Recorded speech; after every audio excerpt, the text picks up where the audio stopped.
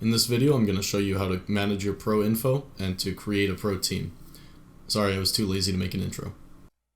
So first, we're going to add our pro info by going up to settings, to account, and then manage pro info and teams. So we'll edit our pro info, and then first thing we're going to do is add a display name. I'll just change this one so you can see that it's not actually tied to your Steam name. This is going to be entirely separate. So I'll change mine to Cool Hands Dota, and my Steam is currently Cool Hands. You're going to flag the team that you're going to play for, and I've set up kind of a placeholder team just to show. That's going to give you this little, the front of your name tag, and that's actually coded to the team. So depending on which team you select, it's going to change. You can add a sponsor if you do have a team sponsor to the back of your name. Something like 1xBet is one of the common sponsors, but leave that one blank. And then also add your region and role. And this is how your name's going to show up in things like in the Immortal leaderboard and in the ticketed matches. It won't show up in your pubs. It won't show up in non-ticketed matches.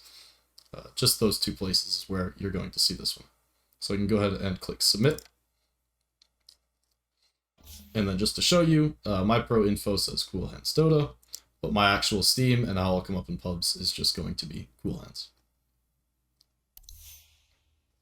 So to get back there, we're going to go and look at the teams. So in the same place, we're going to go to my teams. So if you're a captain, if you're a manager, if you're going to be dealing with teams, just walk you through the process of how to make a team. We're going to start by clicking on Create New Team. You're going to add in the team name as well as the relevant details here. So we can do something like Cool Hands. You don't need a team URL. You can add the region and then add the team tag as well. That is what shows up at the front of your players' names. And then we're going to leave the images blank for now, and we can go back and add those once the team is created. So you can see that it's blank for now, and then we would want to go edit. And actually, mine's going to bug out because if you make two of the same team, they're going to overwrite each other. So I'm going to just spam this team, and we're going to use the placeholder team that I made earlier. So it looks the same. We're going to go over to images, and you want to add in these logos. So there's four images that you'll need to add. The team interface logo is your main logo. Oops. Sorry for that. The team interface logo is your main logo. It's going to be used when you select your team in the lobby. It's going to be shown during the draft phase. It exists up by your kill score as well to identify the team. This is going to be the main logo of your team. It says it wants a 250 by 150 pixel image, but anything in 5:3 resolution is fine, and Dota will rescale it for you. Then you have the team base logo. It's used in the base. There's one in the fountain. There's some by the tier 4s and some by the tier 3s as well. Wants a square image. Same thing. Says 256 by 256, but use any size image that you want. Team sponsor. I believe this one is defunct, but there used to be a spot for a team sponsor on the team profile panel.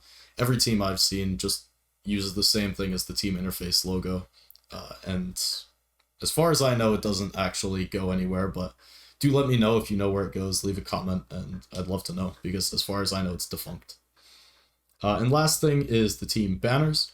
Now, teams love to make these banners wrong because so many teams use something like the team base logo.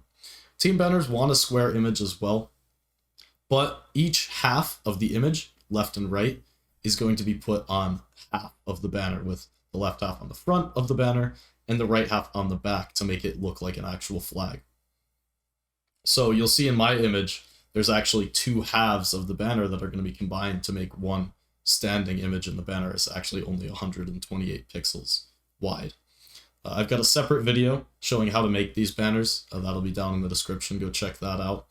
But that's a little bit more in-depth, and we'll leave it outside of this video.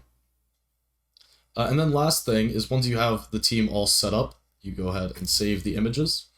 We'll go to edit, and you want to add members to the roster. So go over to the roster tab and just go ahead and add someone by their Steam profile. It's going to come up once you start typing them in, and then go ahead and click invite player. And the only kind of warning to give here is it's best to do when everyone's online and in Dota. It'll send them a message directly in the client. doing it when people are offline or not on Dota can kind of make the invites get lost, and you'll have to cancel outstanding invites and re-add them, and it's kind of annoying. So just wait till your teammates are on Dota and you can invite them directly. And then you'll just click invite player and they'll be able to join the team. Last thing that I can show you is that here's another team that I'm admin on. And if you do need to leave the team that you've created, you go ahead and make another member an admin. You can kick people if you did invite them by accident as well, but otherwise it is super simple. So hopefully this helps teams as we move towards the start of the season. I know that as a broadcaster, it does really help when teams are properly set up and when people have their pro information set up.